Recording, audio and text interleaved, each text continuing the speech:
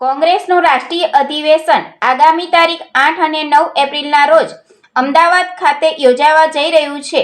1961 પછી એટલે કે 64 વર્ષ પછી ગુજરાતમાં કોંગ્રેસનું રાષ્ટ્રીય અધિવેશન યોજાઈ રહ્યું છે। સાબરમતીના તટે યોજાનાર આ રાષ્ટ્રીય અધિવેશનમાં કોંગ્રેસના રાષ્ટ્રીય અધ્યક્ષ મલ્લિકાર્જુન ખડગે, લોકસભા વિપક્ષના નેતા રાહુલ ગાંધી, કોંગ્રેસ સંસદીય પક્ષના નેતા સોનિયા ગાંધી, કોંગ્રેસ શાસિત રાજ્યોના મુખ્યમંત્રીઓ, વિવિધ રાજ્યોના પ્રદેશ પ્રમુખો સાથે સમગ્ર દેશમાંથી 3000થી વધુ ડેલિગેટ ઉપસ્થિત રહેનાર છે।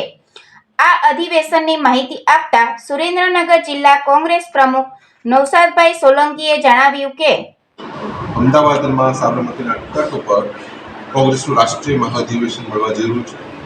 64 વર્ષ બાદ આ મહાઅધિવેશન અમદાવાદ ખાતે ગુજરાતમાં મળી રહ્યું છે। ત્યારે પૂજ્ય મહાત્મા ગાંધીજી જેણે આ દેશને આઝાદી અપાવી, એ કોંગ્રેસ પક્ષના પ્રમુખ બન્યા એને 100 વર્ષ પૂર્ણ થયા છે અને સરદાર સાહેબ આ ગુજરાતની પુણ્યભૂમિના સપૂત કોંગ્રેસ પક્ષ એમની જન્મ જયંતિને 150 વર્ષ પૂર્ણ થયા છે।